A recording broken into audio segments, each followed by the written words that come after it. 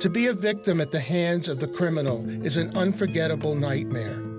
But to then become a victim at the hands of the criminal justice system is an unforgivable travesty.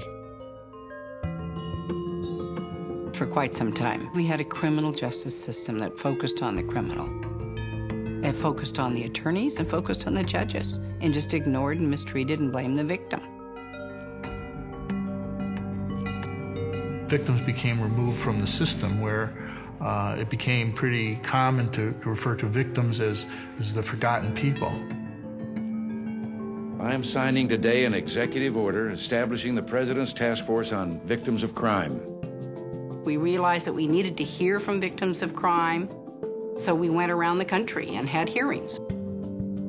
And that was how we got a lot of the information. We never stopped listening to their stories.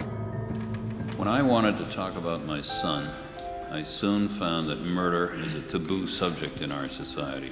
And treatment. But to add insult to injury, we were required to pay nearly $200 for the rape kit and emergency room treatments.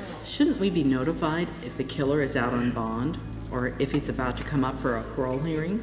Had my son lived... The task force report really put a human face on the victim of a crime as a person and not just as a statistic. I was asked to come brief the cabinet on victims of crime. And when I got to the part on funding, the OMB director said, Mr. President, she just wants money for victims. This is an entitlement.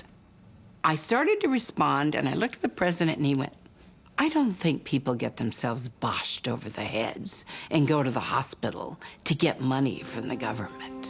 I mean, it was a real turning point. When VOCA was passed, it was a very bipartisan effort. The chief sponsors in both the Senate and in the House represented as far extreme apart on the political spectrum as you can imagine, and they came together and they came up with a compromise bill. By October of 1984, that core recommendation to create the Victims of Crime Act was enacted into law. VOCA started the ball rolling, and it came pretty fast because the victims finally had, their movement had some power in it. Not only did it establish a statutory basis for victim rights, but it provided funding for services. And you can see in the first couple of years an explosion almost of new services, of new benefits. I got calls from everywhere saying, guess what, we're getting funding for our advocacy. Guess what, we're getting funding for our shelter.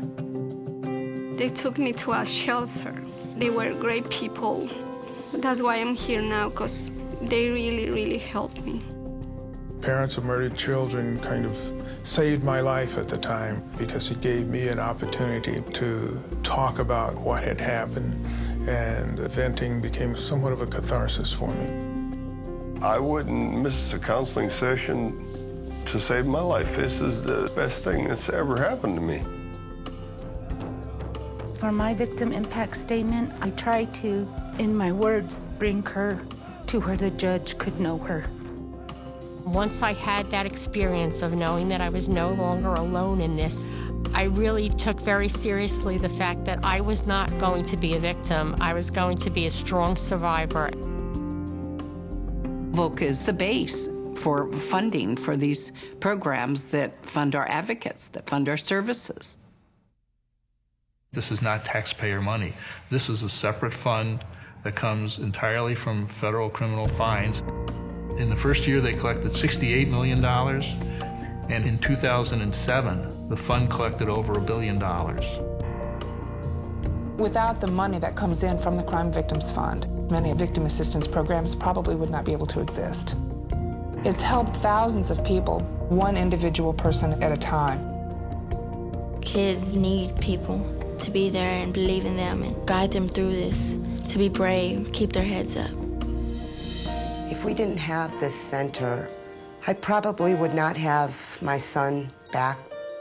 I think it goes a long way to look face to face, eye to eye, human being to human being, to know that people care.